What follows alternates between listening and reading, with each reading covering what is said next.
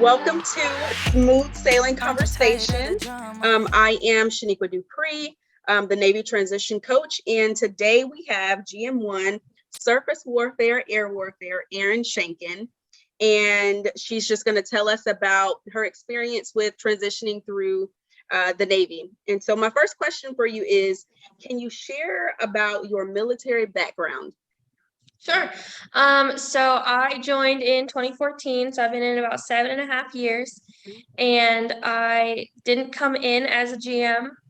I came in as an IT, did a tour in Hawaii off of a DDG there, and then I went to GMA school, did a tour on a DDG in Yokosuka, Japan, and then now I'm at shore duty in Mayport, Florida. That is awesome. Oh, so you're still active? I'm still active. Okay, awesome. And so with that being said, what do you think transitioning military service members should know? One thing is I feel like a lot of people who are trying to decide if they should get out or if they should stay in, and they're in that kind of like teeter-totter area, they're not really given their options on if they stay in, how they can change their career.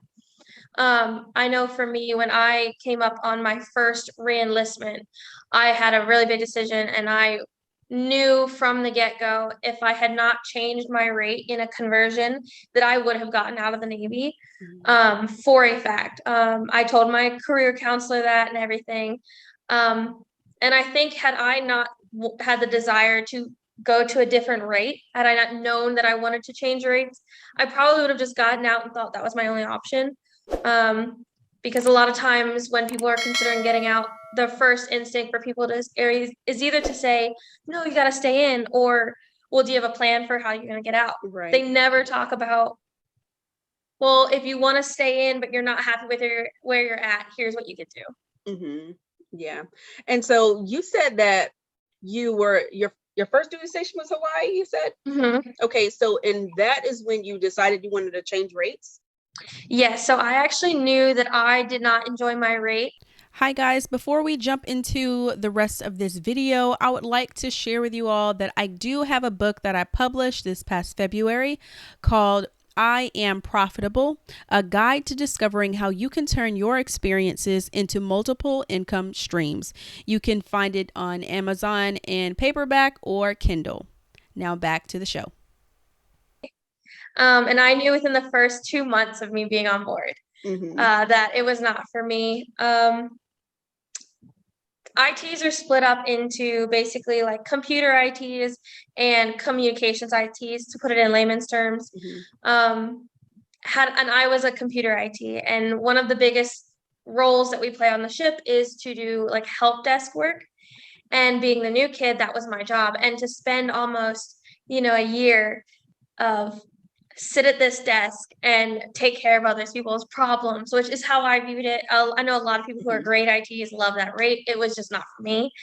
And I happened to go through SRF Bravo on my first ship, and I was introduced to what a GM is. And, we did the gun shoots and all the ATFP stuff, and I just took to it.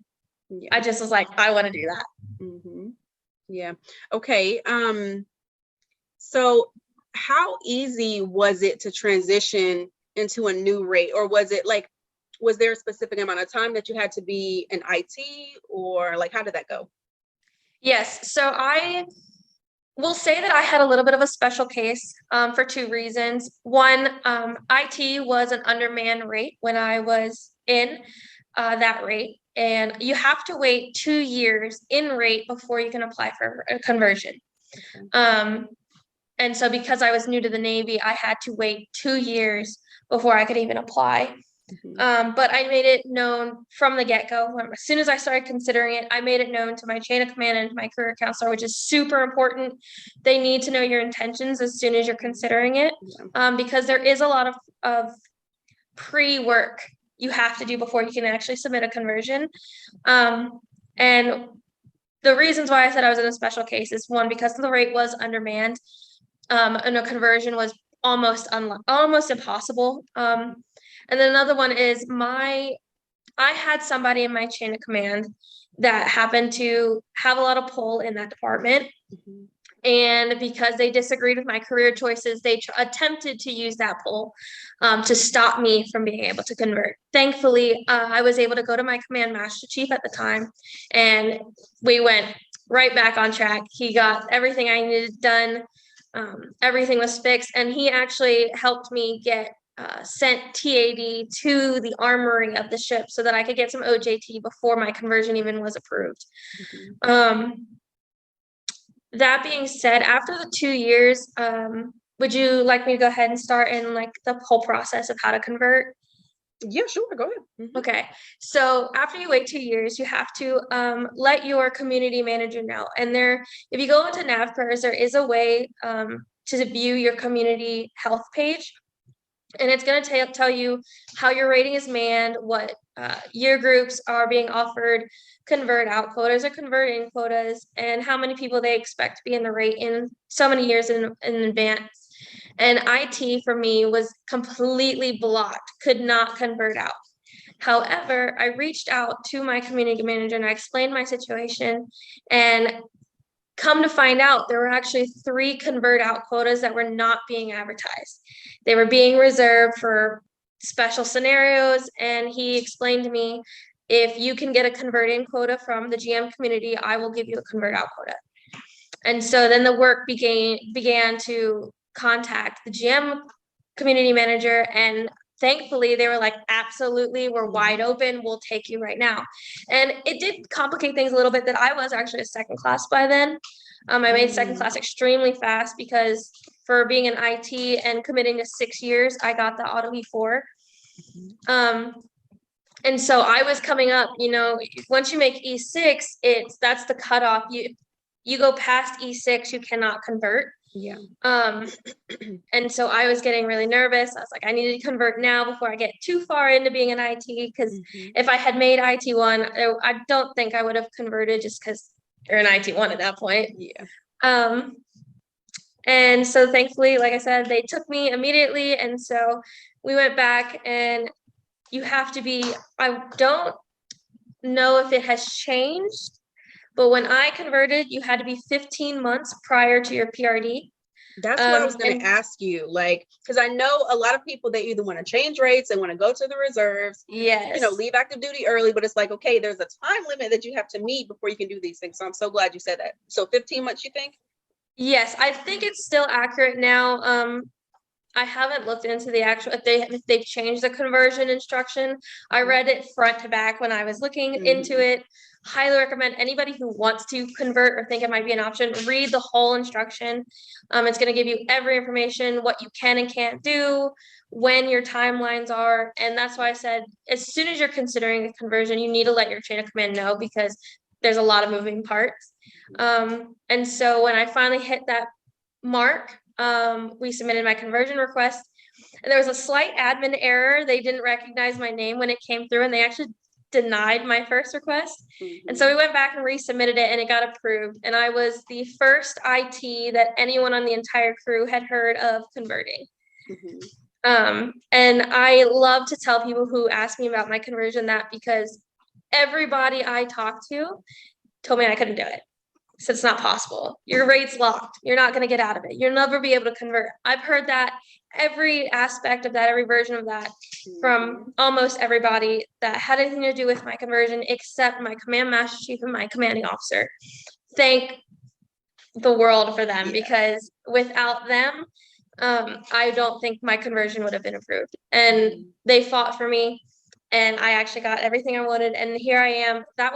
I was only 3-4 years in the Navy at that time. And then here I'm at 7.5, and it changed my entire career. It is the only reason I stayed in. Yeah, that is so awesome. I know for me, I wanted to change rates, but they basically kept saying, well, you can't because it's locked, it's closed. And so what I'm hearing from you is that even though other people tell you that it's not possible, you still have the opportunity to go find out for yourself if it's possible or not, instead of just taking your chain of command or just somebody's word for it, That's yes, so cool. and I'm glad you said that, because my career counselor at the time actually told me, there's no quotas. And I was a very stubborn E4 or E5 at the time. And I was like, I don't believe you. So I emailed the community manager directly, which is totally frowned upon. He, came back with a little bit of a snarky response of your CC should be contacting me because you do need to use the proper channels. But I wasn't getting the answer that I needed to hear because I wasn't getting the right emails. I wasn't seeing any communication between my career counselor and my community manager. So I felt like I was being lied to, and it turns out I was. Again, this is where the person in my chain of command whose pull came in, this was where it played out. They were pretty much manipulating this person. And thankfully, the community manager still gave me my answer, even though I bypassed my chain of command. Yeah. And that's where I found out there were quotas, even though it was not advertised. There are still possibilities to convert. Yeah. So for the people who are listening, I want them to understand that this is your career. Like, this is what you're going to be doing for a very long time, every single day of your life. And although you still have the things that you want to do within your career, you have to also understand your chain of commands, or your department, or whoever, your command. Essentially, you have to understand the things that they have going on as well. So a lot of people want to try and keep people in that rate because the ship might be undermanned, right? And so they'll try and convince you, oh, well, you should just stay this rate, or whatever the reasons may be, for their own personal reasons. But if you understand that you have a goal in your life, and I preach this to y'all, Yes. all of us need to have a goal for our career. At some point in time, we're gonna leave the military. We should leave on our terms, how we want it to be. Okay, so I know a lot of people, Yes.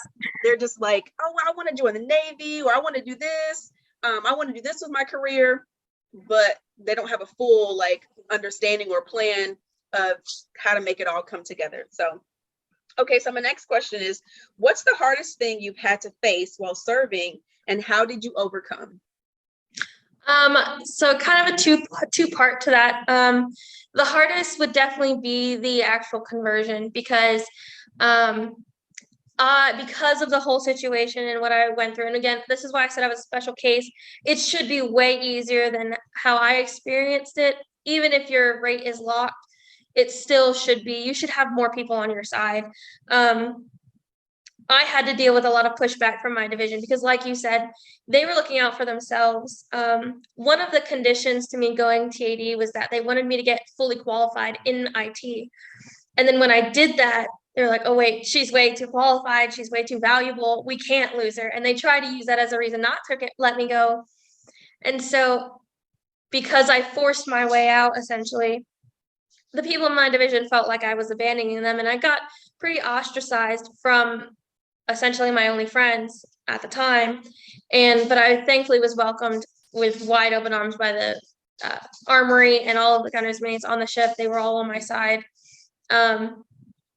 And so in doing that, that was super difficult. You have to have a lot of toughness and understand that they don't mean it in a negative way. It's just in their eyes, I was abandoning them and moving on to something better. And so that was very tough. And then it did delay my advancement a little bit.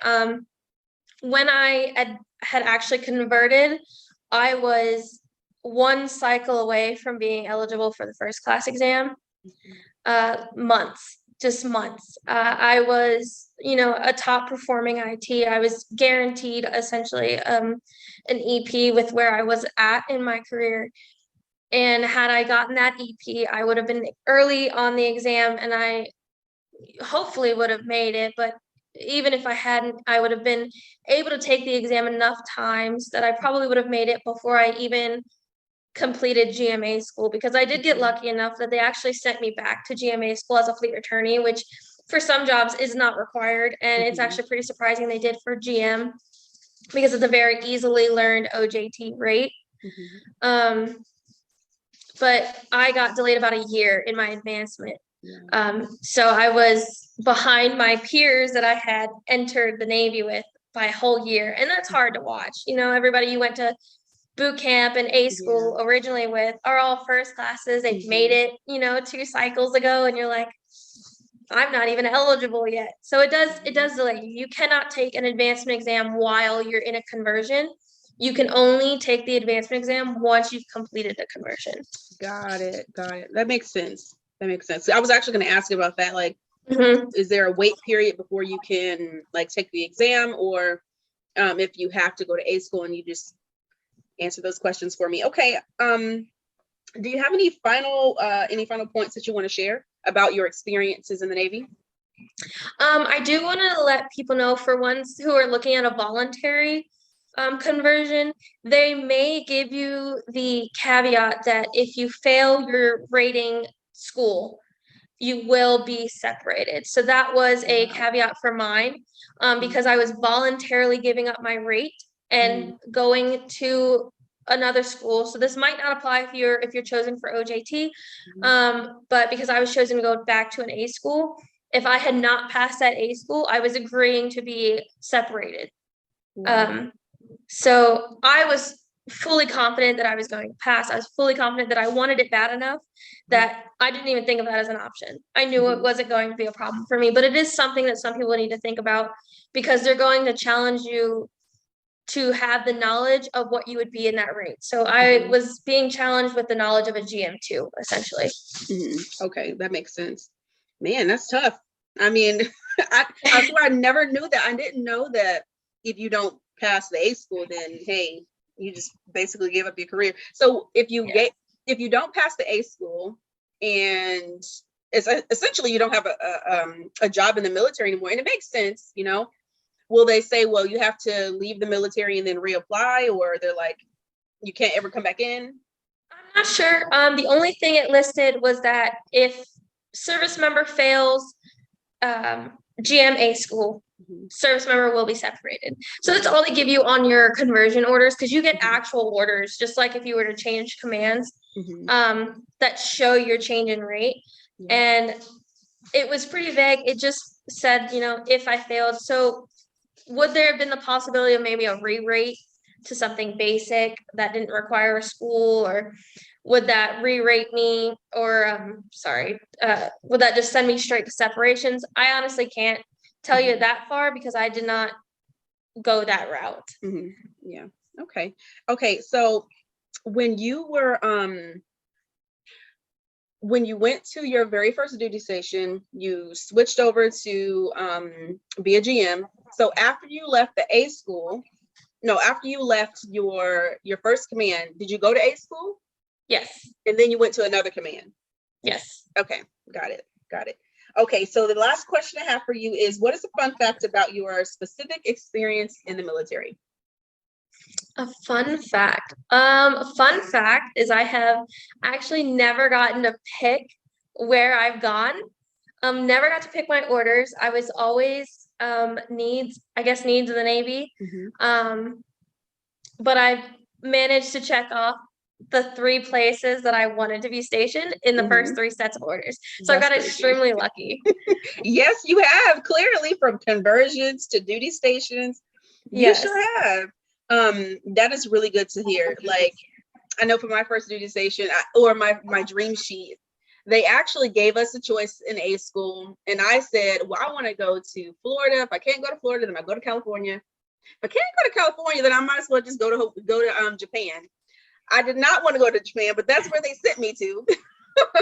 And surprisingly, I think it was something that I needed, because it got me like fully away from depending on anybody else in my survival of life. Like, it helped me to kind of grow up real quick and pay attention to my surroundings.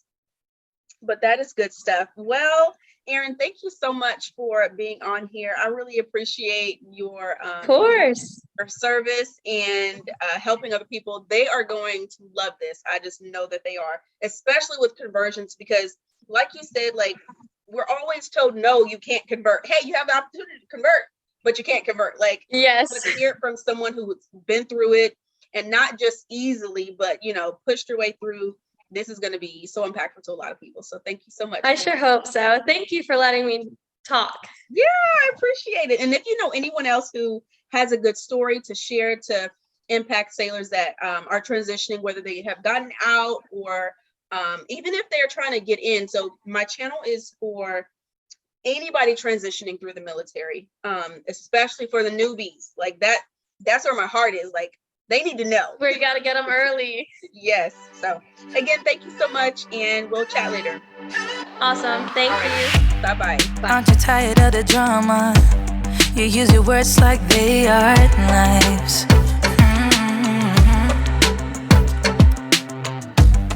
I don't need that type of drama and trying to be tough all the daytime.